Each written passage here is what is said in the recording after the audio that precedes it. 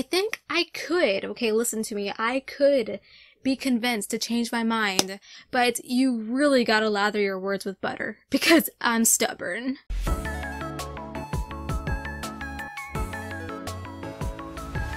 Hello everyone, welcome back, or if you're new, hopefully this brutal video won't scare you away too much, as I will be showing you book series that I will not be finishing, which is all part of series week. That's right, for the next week I will be uploading videos completely related to book series. So as a critical reviewer, which definitely has its flaws, if I could wish upon a shooting star and ask to love every single book that I read, I would in a heartbeat, but with that just not being the case, I do quickly decide whether or not I want to continue a series after finishing the first book. It's very rare for me to continue a series if I just don't see it being worth my time, as there is only a limited time to read with so many book releases and debuts. Oh, the debuts are so enticing. So this list may not be a surprise at all for those of you who know me, or it might get a reaction out of you. Positively or negatively is up to you, really. You know, before I film these videos, I'm always rushing around my bathroom trying to figure out if I should do something with my hair or put on some jewelry, but today's sponsor has me covered. I want to give a huge thank you to Luisa for collaborating with me today and making me look all fancy and stylish without breaking the bank. Luisa is a website that sells beautiful luxury jewelry at affordable prices. Their designs are intuitive and simple. Their mission is to enjoy and celebrate the beauty of the earth without leaving a trace by offsetting 100% of their carbon emissions. So whether you're looking for a gift for a friend or family member or looking to perk yourself up with some bling, Luisa will ship to you wherever you are in the world in a speedy fashion. All of their products range from necklaces, rings, bracelets to earrings. There is truly something for everyone here, and they have sent me some to show you. First off, they come in these individual baggies, which was a huge surprise to me,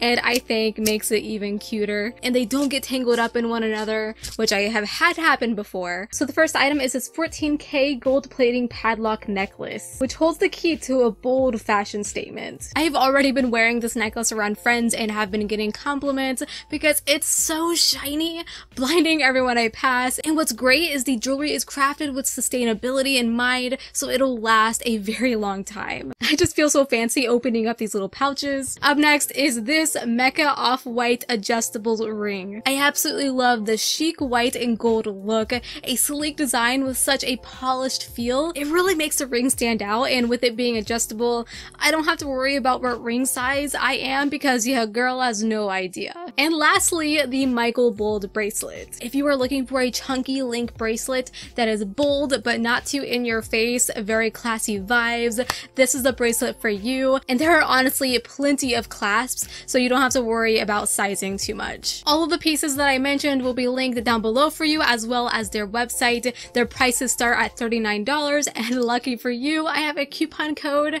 If you use my code HollyHearts10 at checkout, you will get 10% off your order.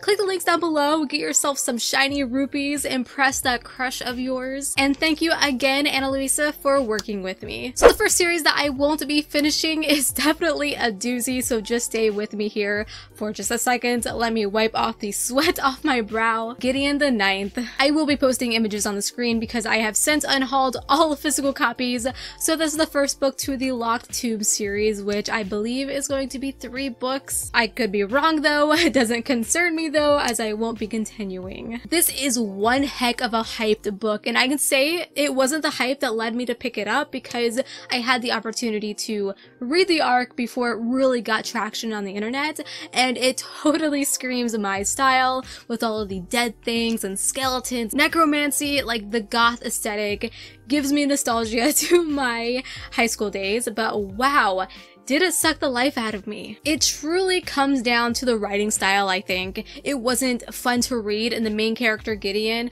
I found to be incredibly rude. The way she talked, it felt like she was trying way too hard to be cool and edgy and just plain mean. I mean, the plot is basically a murder mystery crossed with Hunger Games, but it's adult sci-fi. To put it really simply, it's just a big nope for me, unfortunately. Sad because each cover reveal is so stunning. I'll probably see book 3 and be like, dang, but it is what it is. The Black Tongue Thief, the first book to a new adult fantasy series.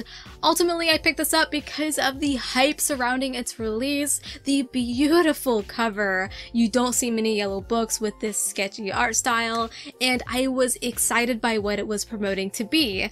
Tor is really good at this, and I fall for it every single time. This has received a ton of praise, and I know many others are going to dig it, but it just didn't do it for me, and that's okay. I realized pretty quickly that it was extremely difficult to immerse myself into this world with, again, a difficult writing style. That just really seems to be the deciding factor for me.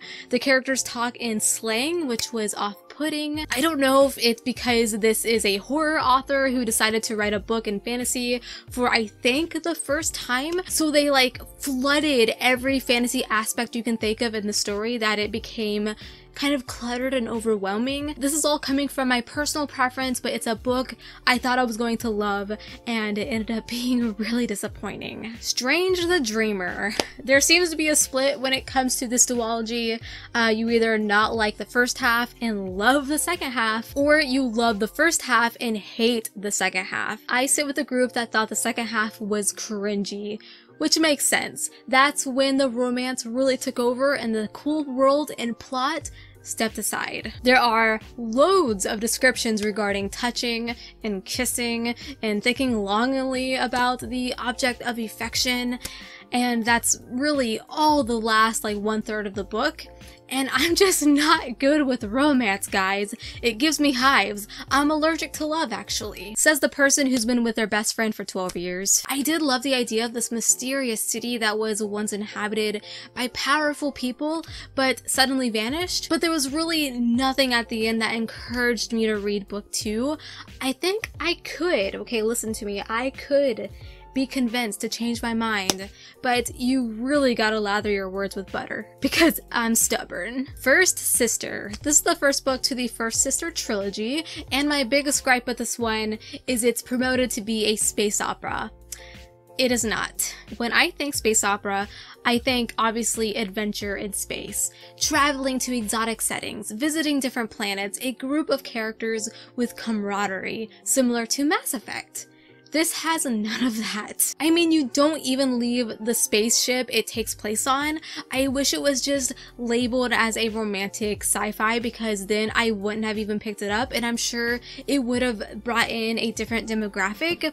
I say all this like I know marketing, which in fact I do not, so take all of what I'm saying with a grain of salt. I don't plan on going on to its sequel, even if it still told me it's space opera, because, I mean, maybe it opens up the world a lot more, but I will never find out. Oh yeah, I did a whole Should You Read It episode for this book, which I talk way more in depth. It's spoiler free, so check that out if you want.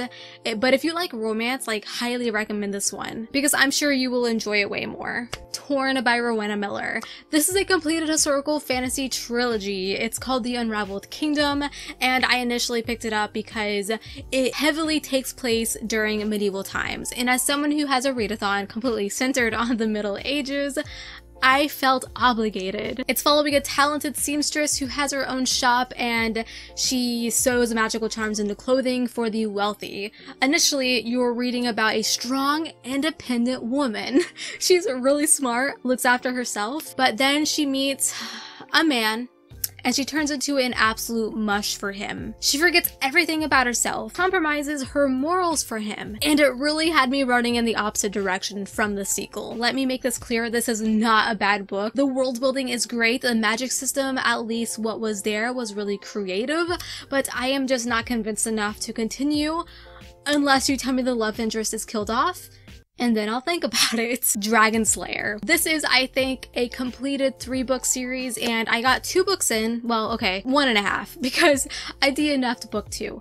But I wasn't enjoying myself anymore. Man, the books I dislike always surprise me, and I feel like they always surprise you guys too. I guess I'm a bit of a loose cannon because it just screams me. A dragon fantasy, and I thought, you can never go wrong with a dragon fantasy. But honestly, I just grew bored. There isn't anything memorable here really, except for the beautiful covers. It's a very simplistic dragon slaying plot, which there's nothing wrong with if the execution is made to be thrilling, but that just isn't the case here. The narration has a very old school feel to it that seemed at first such a nice change of pace compared to a lot of like convoluted fantasies out in the world these days, but I still wanted a little bit more from this one. So those are a batch of series that I will not be finishing. I will just pretend they were not so good standalones. I am happy to live in ignorance. Tell me down below in the comments some series that you will not be finishing. I am so curious to see your responses. Also, do not forget to check out Anna Luisa. Their website will be linked down below for you with my coupon code HollyHearts10, which will save you 10% on their beautiful, luxury, affordable jewelry. I highly recommend checking them out. Like and comment and subscribe, and until we meet again, happy reading.